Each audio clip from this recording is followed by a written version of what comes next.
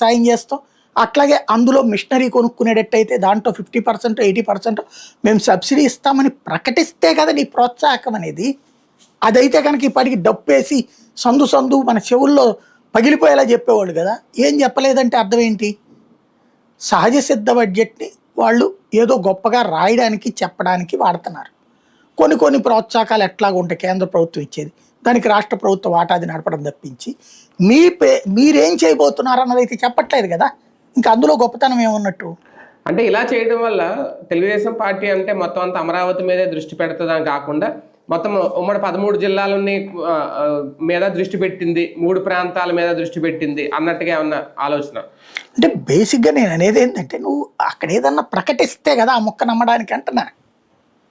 నిజం మీరు అన్నది కరెక్టే, వాళ్ళు అట్లా చెప్పుకోవాలనుకుంటున్నారు కరెక్టే, పేపర్ మీద కాదు కదా, ప్రజలకు అది కనిపించాలి. ఇప్పుడు అమరావతిలో మొత్తం తీసుకొచ్చి పోస్తున్నారు అన్నది రాష్ట్ర వ్యాప్తంగా ఉన్నది ఒక ఫీలింగు. ఎందుకని 1,50,000 కోట్ల రూపాయలు అక్కడ అవసరమని ప్రభుత్వమే ప్రకటించింది. ఇప్పుడు కూడా బడ్జెట్లో ఒక 6,000 ప్రకటించింది. 6,000తో ఏం కడతారు? అక్కడ 55,000 కోట్లు అప్పులు ఓకే అయ్యి ఉన్నాయి. అంటే 55,000 కోట్లు అక్కడ పెడుతున్నారు కదా. ఇప్పుడు ఇక్కడ 30,000 కోట్లకి నువ్వు ఎక్కడి నుంచి అప్పు తెస్తున్నా? డబ్బులు ఏడున్నాయి నీ దగ్గర? లేవు కదా. రెవెన్యూ లోటు చెప్తివి, ద్రవ్య లోటు చెప్తివి.